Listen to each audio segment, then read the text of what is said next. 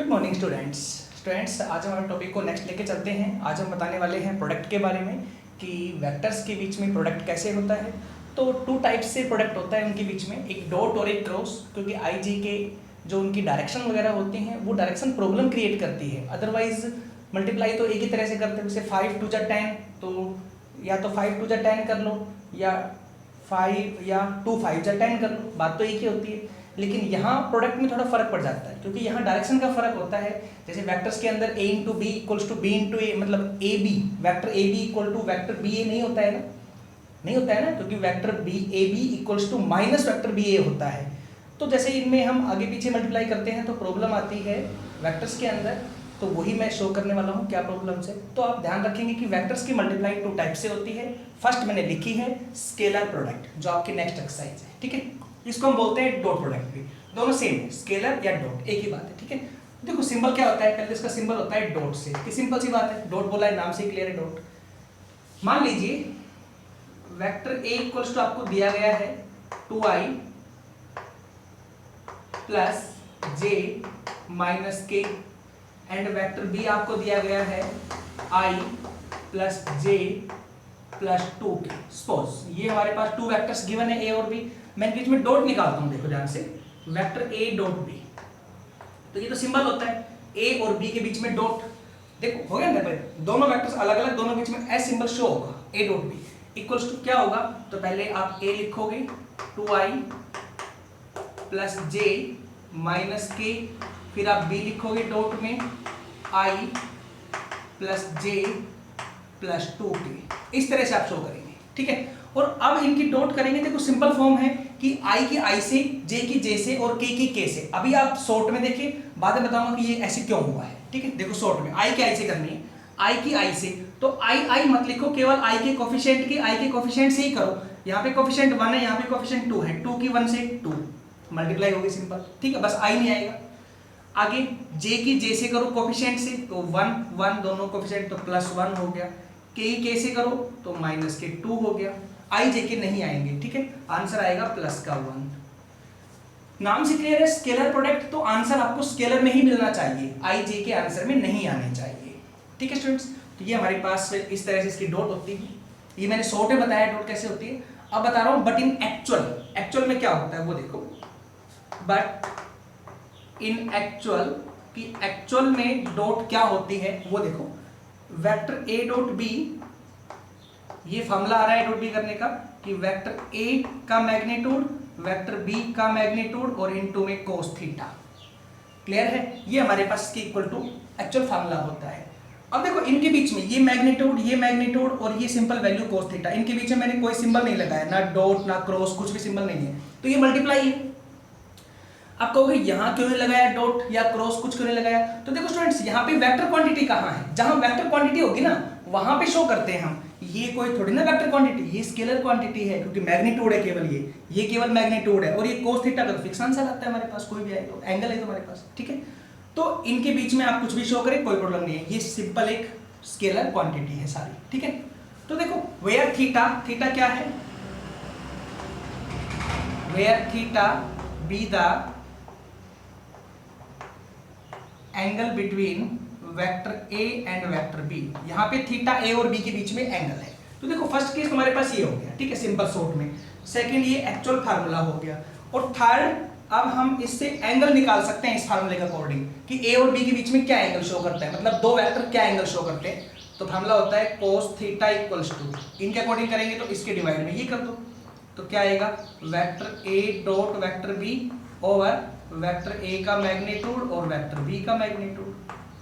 ये हमारे पास एंगल निकालने का फार्मूला होता है। एंगल नहीं आया है अभी, तो कोस थीटा आया है, एंगल निकालेंगे तो थीटा इक्वल्स टू कोस, यहां से हट जाएगा, इधर क्या शो होगा, कोस इनवर्स, तो क्या आएगा, cos theta equals to cos inverse this bracket में।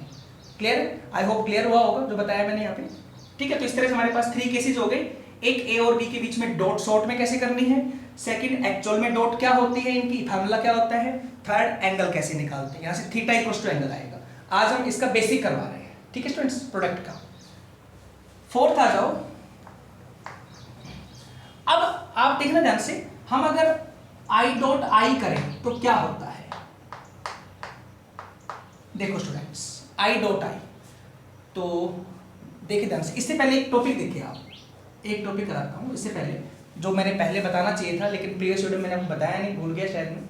देखो क्या होता है कि आई जे के क्या है, यूनिट वेक्टर्स हैं, और यूनिट वेक्टर कोई भी आए, आई जे के नहीं, कोई भी यूनिट वेक्टर हो उसका मैग्नीट्यूड हमेशा 1 होता है, ये आप ध्यान रखेंगे हमेशा, ठीक है। देखो क्या लिखोगे, magnitude of any unit vector, of any unit vector equal to 1, किसी भी यूनिट वेक्टर का मैग्नीट्यूड हमेशा 1 होता है, ध्यान रखना ये बात, वो आप करके देख सकते हैं, 1 ही आएगा आंसर उसका।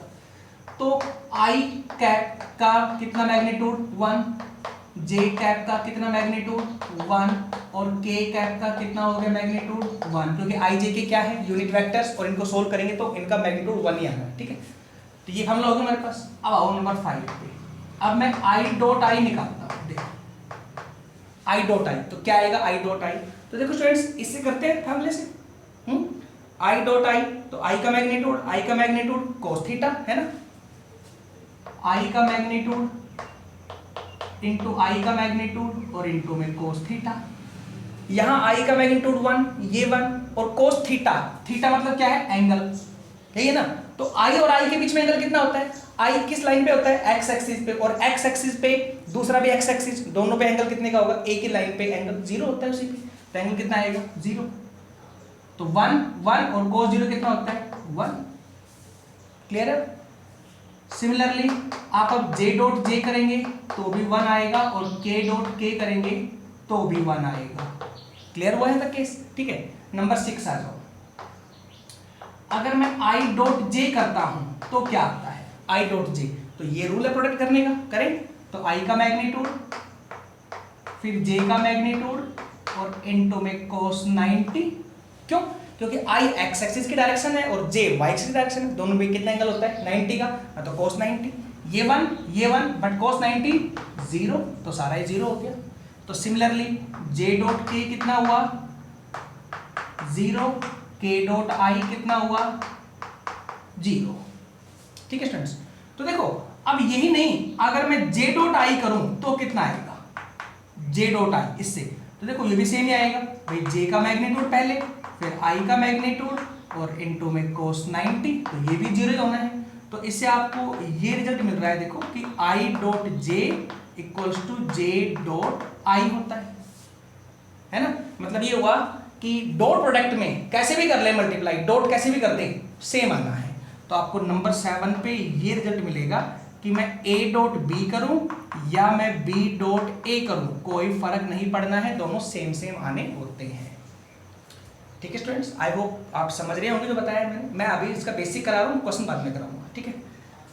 तो स्टूडेंट्स अब आ जाओ, एक्चुअल हमने जो शॉर्ट में फॉर्मूला करवाया था आपको, शॉर्ट में फॉर्मूला यही था ना हमारे पास, तो मैं क्या कहा था a डॉट b निकालना है ना, तो देखो मैं इधर करता हूँ रफली a dot b,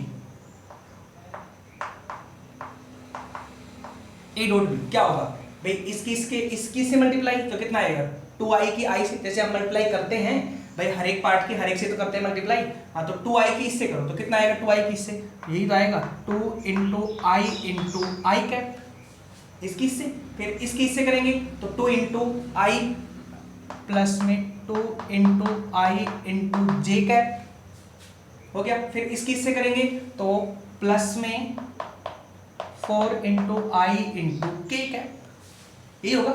next second करेंगे, थर्ड करेंगे, ऐसे होगा ना। तो देखो पहले ये सॉल्व करते हैं फर्स्ट वाले, तो ये तो 1 आई डॉट आई बताया ऊपर से मैंने, ये 0 सारा 0 हो गया, ये 1 तो कितना बचा 2 बचा ना, मतलब ये हुआ इसकी इससे की तो 2 आंसर आया, ऐसे इसकी इससे करेंगे इसकी इससे करेंगे तो सेम ही वही है, तो आना कौन सा आंसर है सेम वाला, कि इसकी सीधी इससे ही कर लो ना मल्टीप्लाई बस, और आई डॉट आई मत लिखो, 2 की 1 से 2 तो 2 ही आंसर आना है इसका, क्लियर हुआ होगा। तो ये मैंने शॉर्ट में बताया था ऐसे होता है, और ये एक्चुअल में इस तरह से हम इनको सोल्व करते हैं, ठीक है। तो स्टूडेंट्स आई होप यहाँ तक क्लियर हुआ होगा सबको, ठीक है।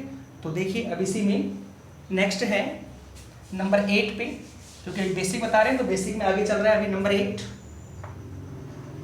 If vector A is right angle to vector B, अगर ए और बी दो राइट एंगल है, राइट एंगल मतलब क्या होता है 90 डिग्री के एंगल पे, कि ए और बी दो 90 डिग्री के एंगल पे हैं, 90 डिग्री के एंगल पे हैं, तो क्या होता है, इसको हम दूसरा नाम भी तो बोलते हैं कि vector A perpendicular to, students ये भी तो बोल सकते हैं ना, परपेंडिकुलर टू वेक्टर बी। इसका मतलब ये भी होता है कि ए बी पे परपेंडिकुलर है, ए बी पे राइट एंगल है, ए बी पे 90 का एंगल बनाता है, ठीक है तक। तो अगर दो वेक्टर्स के बीच में 90 का एंगल होगा तो क्या होता है शॉर्ट में, तो यहां जाओ ना, आई और जे के बीच में कितने का एंगल होता है 90 का, तो क्या रिजल्ट आता है 0। तो इससे आप पता लगा सकते हैं कि अगर टू वेक्टर्स परपेंडिकुलर हैं तो उनका डॉट 0 के इक्वल होता है। अब ये बन गई कंडीशन, आपको याद रखना है ऐसे कि इफ टू वेक्टर्स आर क्या perpendicular then dot product between these two vectors equals to 0, कि इन दोनों के बीच में डॉट प्रोडक्ट कितना आएगा फिर 0 शो होता है। क्लियर है, ध्यान रहेगा। चलो नंबर 9 करवाते हैं, अभी देखिए थोड़ा रफ करें उसको, ठीक है।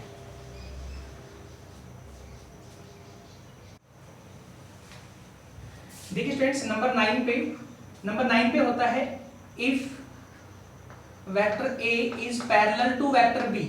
ये तो था किसके लिए, परपेंडिकुलर के लिए, और अब है पैरेलल के लिए कि अगर दो वेक्टर परपेंडिकुलर हो तो दोनों का डॉट 0 होता है, अगर दो वेक्टर पैरेलल हो तो क्या होता है। तो देखो मान लीजिए if vector A equals to है a1i plus b1j plus c1k, मैंने सपोज किया vector A, vector B suppose कर लेता हूं a2i plus b2j plus c2k। इस तरह मैंने कोई दो वेक्टर सपोज कर लिए a और b, ठीक, वो आपको मिलेंगे क्वेश्चन के अंदर। तो इन दोनों को प्रूव करना है पैरेलल, तो देखो ये होना चाहिए i वाले का रेशियो मतलब a1 ओवर a2, j वाले का b1 ओवर b2, k वाले का c1 ओवर c2, इस तरह बराबर होना चाहिए। अगर ये तीनों बराबर आते हैं तो पैरेलल है, समझ आया। तो a और b क्या है, पैरेलल। मैं इन पे एग्जांपल लूंगा, क्वेश्चन कराएंगे तो समझाएंगे आपको सारी बातें, ठीक है। हमारे पास अब पैरेलल की थर्ड कंडीशन आ गई स्टूडेंट्स, दो मैं पहले करवा चुका हूं, आपको याद होगी प्रीवियस वीडियो के अंदर। थर्ड वाली ये कंडीशन है कि अगर टू वेक्टर्स को पैरेलल प्रूव करना है तो उनके आई वाले, जे वाले, के वाले कोफिशिएंट्स का रेशियो सेम होना चाहिए, ठीक है। आई होप क्लियर हुआ होगा। चलिए नंबर 10 आ जाओ। नंबर 10 होता है scalar projection of A on vector B. मतलब स्केलर प्रोजेक्शन निकालनी है आपने, अब एक नया टॉपिक है, एक नेक्स्ट स्केलर प्रोजेक्शन निकालनी है ए की बी पर। तो देखो फॉर्मूला ये होता है a डॉट बी और डिवाइड में जो पीछे लिखा गया है ना उसका मैग्नीट्यूड, ये फॉर्मूला होता है। क्लियर है, a डॉट बी जो बोला गया है वेक्टर जिन के बीच में निकालने दोनों का डॉट प्रोडक्ट, और जो पीछे होता है लास्ट में ऑन वो उसका आएगा नीचे मैग्नीट्यूड, ठीक है। जैसे scalar product of I on J, ठीक है, देखो ऐसे scalar projection of I on J, कि आई की जे पर निकालो तो क्या आएगा आई डॉट जे ओवर जे का मैग्नीट्यूड। आई की जे पर निकालें दोनों का डॉट और डिवाइड में जो पीछे वाला है उसका मैग्नीट्यूड। तो आई डॉट जे होता है 0 और ये हो गया 1, तो 0/1 कितना आंसर आएगा 0। इस तरह निकालना है। क्लियर है। चलिए क्वेश्चन में ये भी डिफाइन करेंगे आप क्या होता है। आई होप क्लियर हुआ होगा जो बातें मैंने बताई आपको। देखो ऐसा तो कुछ है नहीं कि जो मैंने कुछ ऐसा बता दिया हो, लेकिन सिंपल फॉर्म है। बस ये है कि आपको डॉट के बारे में मैंने क्लियर किया है कि डॉट प्रोडक्ट किस तरह से होता है और कैसे हम उनको सोल्व करते हैं। ठीक है स्टूडेंट्स, चलिए नेक्स्ट आइए।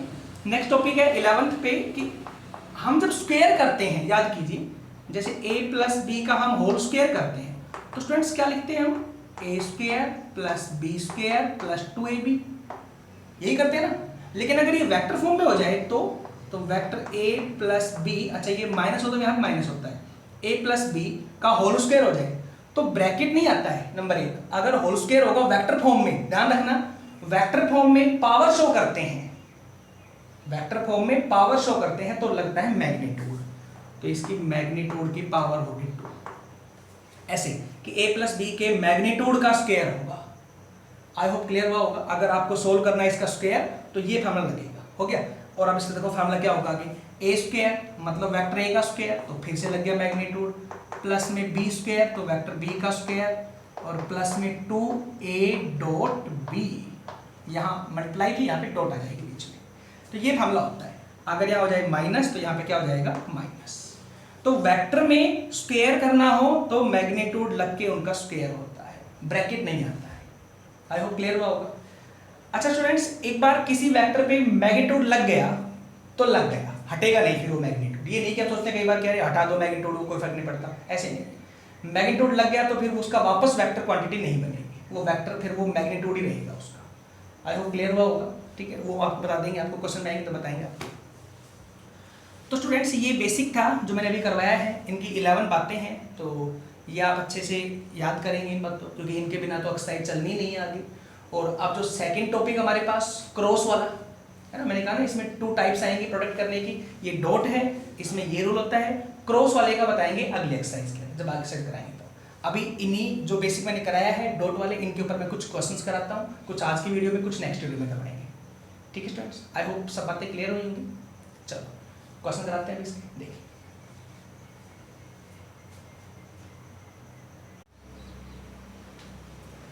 देखिए स्टूडेंट्स, मैंने 2 क्वेश्चंस लिखे हैं। अब क्या क्या क्वेश्चन है वो हम क्वेश्चन लेके चल रहे हैं। देखो सिंपल डॉट तो आप कर ही लोगे, a डॉट b पूछे या 2a plus b bracket minus into 2a minus b की डॉट पूछे, आप डॉट कर ही सकते हो। मतलब डॉट में जो पूछे पहले वो निकाल के डॉट कर ले, वो तो इजी सा केस है। अब हम तो लेके चल रहे हैं क्वेश्चनों को। मैंने एंगल के बारे में 2 क्वेश्चन लिखे हैं, ये फर्स्ट, ये सेकंड। देखो पहला क्वेश्चन क्या है, find the angle between this, a और b के बीच में आपने एंगल निकालना है। तो देखो स्टूडेंट्स, एंगल के लिए आप क्या क्या चाहिए, हमें एक तो a डॉट b चाहिएगा, शॉर्ट में करें i के i से मल्टीप्लाई 1, j की j से -4, k के से +k4, तो रिजल्ट आएगा 1। ठीक है, फिर आप निकालोगे a का मैग्नीट्यूड, तो कितना है a का मैग्नीट्यूड, रूट में 1 + 4, इसका आ गया मैग्नीट्यूड यहाँ पे, तो आएगा 3। फिर आएगा b का मैग्नीट्यूड, तो यहाँ पे कितना आएगा b का मैग्नीट्यूड, 1 + 4 + 4, यहाँ पे कितना आएगा 3। तो लेट सपोज कर लेगा theta be the angle between vector A and vector B, कि थीटा हमारे पास एंगल है ए और बी के बीच में, तो cos थीटा इक्वल टू क्या आ जाएगा, vector A dot B over A का मैग्नीट्यूड और बी का magnitude. cos theta equals to, ऊपर तो आ गया 1 और नीचे आ जाएगा 9, 3 3 से 9, क्योंकि दोनों 3 3 तो हैं। हाँ, तो थीटा इक्वल्स टू, मैंने कहा ना थीटा निकालना होता है, cos इनवर्स 1/9, ये आंसर आ गया। ठीक है, क्लियर हुआ, ऐसे निकालना है इसका। सेकंड आ जाओ, find the value of A की वैल्यू निकालनी है, so that angle between 2 vectors this and this may be π/3। मतलब इन 2 वेक्टर्स के बीच में एंगल गिवन है π/3, तो आपने ए की निकालनी है। देखो ए यहाँ अटक रहा है क्वेश्चन में, है ना।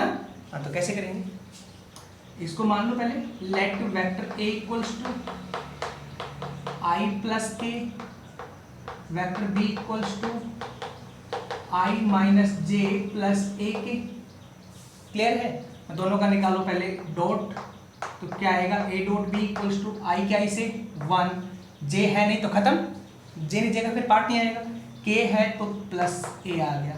ठीक है, अब निकाले a का मैग्नीट्यूड, तो a का मैग्नीट्यूड आएगा रूट में 1 + 1 इक्वल टू √2, और फिर आएगा b का मैग्नीट्यूड, तो b का मैग्नीट्यूड आएगा रूट में 1 + 1 प्लस में a²। सारे पार्ट आ गए। अब करते हैं, तो एंगल कितना गिवन है π/3। हाँ, तो यहाँ पे क्या आ गया, नाउ cos π/3, मतलब थीटा की जगह यूज होगा π/3, cos π/3 equals to a dot b, सीधा लिखता हूँ मैं, a डॉट b कितना है 1 + a और a का मैग्नीट्यूड 2 और इसका मैग्नीट्यूड आ गया 2 + a²। भाई 1 + 1 2 होगा ना। cos π/3 होता है cos 60 होता है 1/2, तो कितना हो गया students, 1/2 equals to 1 + a over root में 4 + 2a²। ठीक है, इसकी यहाँ मल्टीप्लाई, इसकी यहाँ पे, तो इसकी यहाँ करेंगे कितना आएगा, रूट में 4 + 2a² इक्वल्स टू 2 + 2a। इसकी यहाँ पे, इसकी यहाँ पे, हाँ, तो स्क्वेयरिंग ऑन बोथ साइड्स, तो क्या बनेगा रिजल्ट, 4 + 2a² इक्वल्स, इसका स्क्वायर आएगा तो 4 + 2a², नहीं सॉरी 4a², 4a + b का होल स्क्वायर, 4 प्लस इसका स्क्वायर प्लस में 4a², नहीं 4a, 2ab सॉरी 8a आएगा भाई, 2 2 जा 4, 4a2 से करनी है। ठीक है, कर लेना आप, स्क्वायर आएगा ही 100 होगा। तो देखो यहाँ पे 4 से 4 कट हो रहा है स्टूडेंट्स। ठीक है, और अब मैं इस पार्ट को 4a² हो गया यहाँ पे।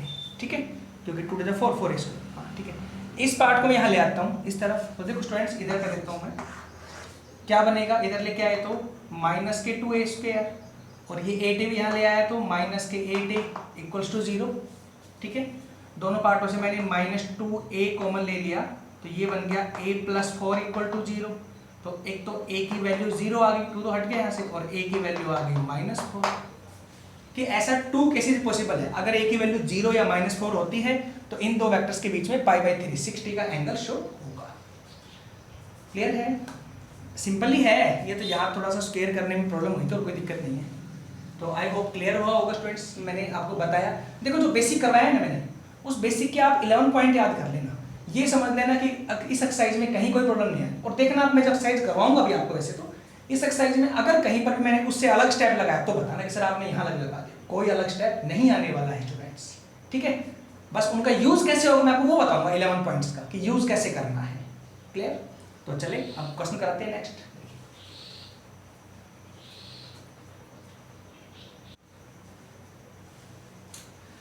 देखिए स्टूडेंट्स, नेक्स्ट क्वेश्चन लिखा है, मैंने आपको एक केस डिफाइन करके बताया था, दो केस, कि एक तो पैरेलल का और एक परपेंडिकुलर का, वो दोनों ही केस डिफाइन करते हैं एक क्वेश्चन के अंदर।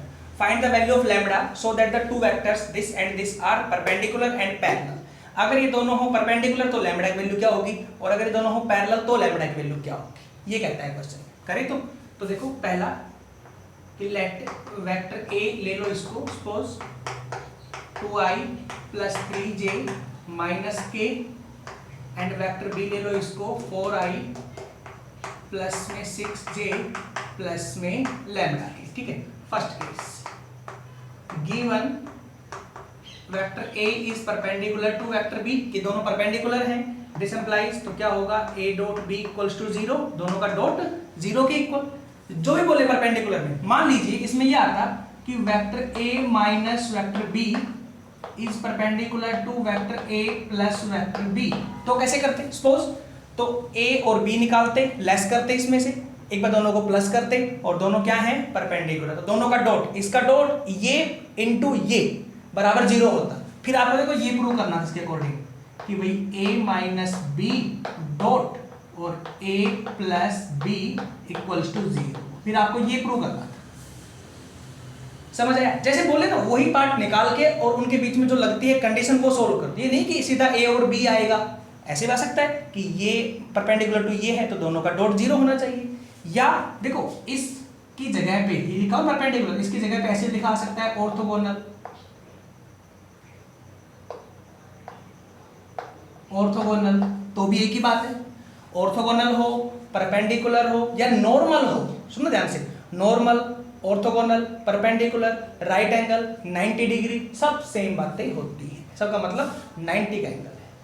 क्लियर है, ऐसा क्वेश्चन है एक ऑर्थोगोनल प्रूव करने का, मैंने करवाया नहीं बट मैंने समझा दिया ऐसे होगा। ठीक है, चलिए a डॉट b बराबर 0, यहां से होगी कंडीशन, हाँ दोनों का डॉट करो, इसकी से मल्टीप्लाई 6 प्लस इसकी से मल्टीप्लाई 18, सॉरी इसकी से मल्टीप्लाई 8, 4 to 8 होता है फर्स्ट ना, 18 और माइनस में हो गया lambda equal to 0, then 26 minus lambda equal to 0, then lambda equal to 26। तो अगर लैम्बडा की वैल्यू 26 होगी then these two vectors are perpendicular. ठीक है, सेकंड आते हैं कि vector a parallel to vector b, के दोनों आपको दिए गए हैं पैरेलल है, तो दोनों के रेशियो बराबर होने चाहिए। देखो तो 2/4 पहले का पकड़ो, 2/4 equals to second 3/6 equal to last -1 by lambda, सब बराबर होंगे, फिर ये लास्ट के 2 ले लो, कोई भी 2 पकड़ लो, सारे बराबर ही हैं, लास्ट 2 पार्ट, तो क्या आएगा 3/6 मतलब 1/2 इक्वल्स टू -1 बाई लैम्बडा, हाँ तो लैम्बडा इधर ले आओ -2। तो अगर लैम्बडा की वैल्यू -2 होगी then a and b are parallel, अगर लैम्बडा की वैल्यू 26 होगी then a and b are perpendicular. I hope clear हुआ होगा सब कुछ। ठीक है, चलिए स्टूडेंट्स ध्यान रखना है, ऐसे एक क्वेश्चन और कराए थे इसी के ऊपर, देखिए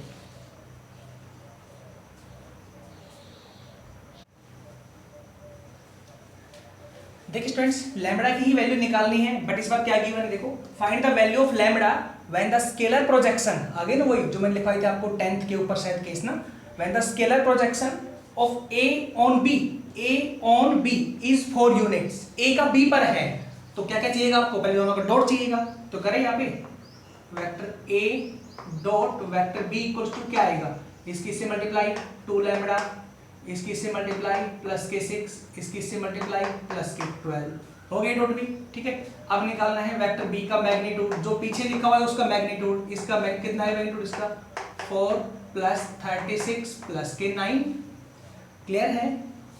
हाँ तो ये हो गया 49, 7 ही आएगा शायद ये तो ना, ठीक है। Now scalar projection of vector A on vector B equals to, तो वेक्टर A डॉट B और वेक्टर B का मैग्नीट्यूड, A डॉट B तो आएगा ये वाला कितना 2 लैम्बडा प्लस 18 और बाई कितना हो गया 7, ठीक है। इधर कितना आएगा 4 दे रखा है आपको, तो 4 equals to 2 lambda plus 18 by 7, 7 यहाँ ले आओ, 28 इक्वल्स टू 2 लैम्बडा प्लस 18, तो 2 लैम्बडा इक्वल्स टू 10 हो गया और लैम्बडा इक्वल्स टू 5 हो गया। तो ये कहता है अगर लैम्बडा की वैल्यू 5 होगी ना, देन A और B के बीच में स्केलर प्रोजेक्शन 4 यूनिट्स होगा, क्लियर है। तो समझ आया होगा, ऐसी कोई बात नहीं है, ठीक है। नेक्स्ट चले, तो चलो आज की वीडियो का एक लास्ट क्वेश्चन देख लेते हैं, फिर नेक्स्ट वीडियो के अंदर वैल्यू और डिफाइन करेंगे, इसके बारे में और क्वेश्चन डिफाइन करेंगे, ठीक है।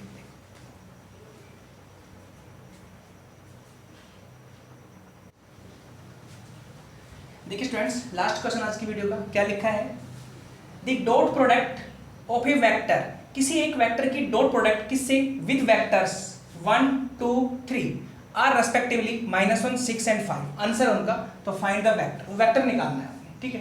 तो देखो पहले तो मैं इनको मान लेता हूँ वेक्टर्स को, पहला let vector A equals to 3i minus 5k, vector B equals to 2i plus 7j and vector C equals to i plus j plus k, हो गया।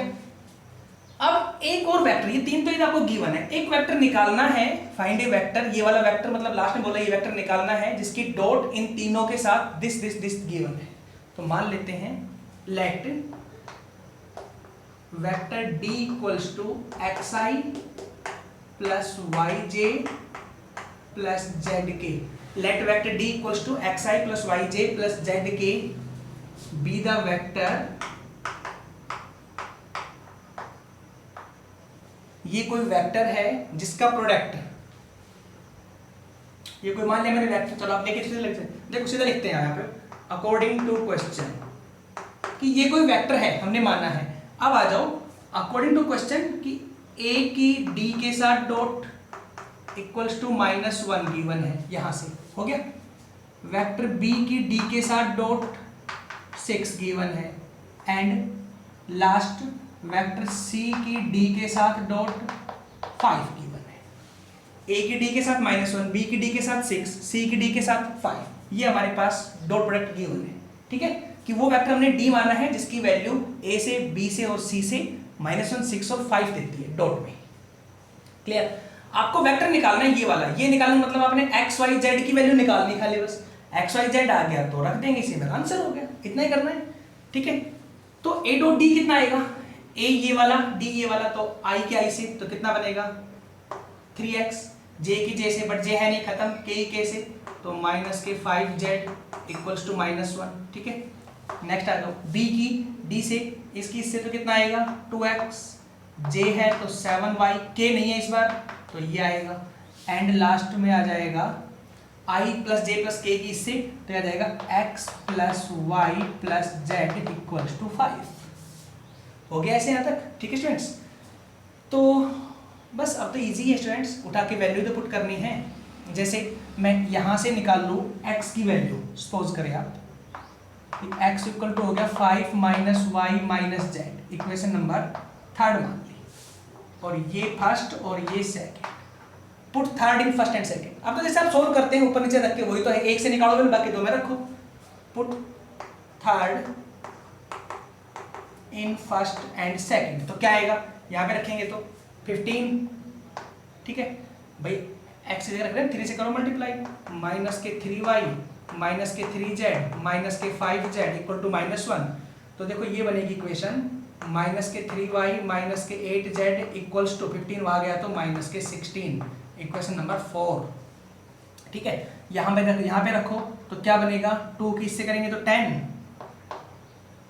10 माइनस के 2y माइनस के 2z प्लस के 7y equal to 6। हाँ तो यहाँ से हो गया प्लस के 5y माइनस के 2z equal to 5y minus के 2z, और ये वहाँ पे गया तो माइनस के 4। आई होप क्लियर हुआ होगा। अब ये होगी इक्वेशन नंबर 5। तो ऑन सॉल्विंग 4 एंड 5 ये तो आप कर ही सकते हैं अब कि 4 और 5 को सोल्व करेंगे तो y और z की वैल्यू डिफाइन होके आएगी, दोनों आगे उठा के इसमें रख देना, x के आगे वेक्टर बन जाएगा। Clear students?